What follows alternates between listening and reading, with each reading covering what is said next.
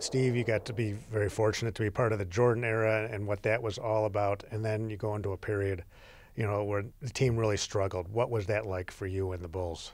Well, that was obviously not unexpected. During the entire Jordan era, we prepared for the day that we knew the music would stop and that Jordan would retire. We know players' careers are finite. And we were fortunate enough, still for a couple of years thereafter, we sold out every game. And we were always among the league leaders in attendance. We worked very hard during the Jordan era to prepare for the inevitable. We didn't think that rebuilding would take 12 years to get back to this point. We were hoping for 5. I knew that my job during the Jordan era, mine and that of my staff, was to buy ourselves the time necessary for our basketball people to retool the product. But you recognize that you can only ask fans and sponsors to be patient with you for so long, and at some point in time you have to produce and deliver results. So we did what we had to do to keep our building full and keep the perception out there that the Bulls were a hot item.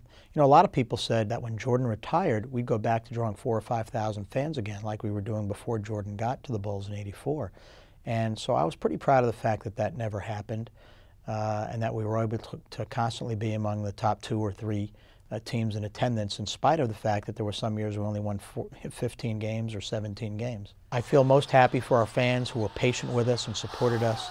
The sellout crowds really over the last 12 years for the most part, and for the people that joined us since our last championship on our staff who've never had the thrill of experiencing what it's like to be in a chase for a championship. Try to describe what that was like, during the Jordan era and during those great teams. What was it like for you, and what was it like to be a part of that experience? It's a cliche, but it was like traveling with the Beatles. We were on national TV probably 40 to 50 times a year, so we were a national team who built not only a strong national following, but an international following. And you were just privileged to be able to watch the greatest player that ever lived do his thing on a nightly basis with a bunch of other great players and interesting personalities around him. It was just a blessing. And I feel like we're at the same point now. You got 6 rings from the Bulls. Yeah. You got room for more? I do. And we have room for more trophies too in our trophy case that we just built at the United Center. Yeah, I do.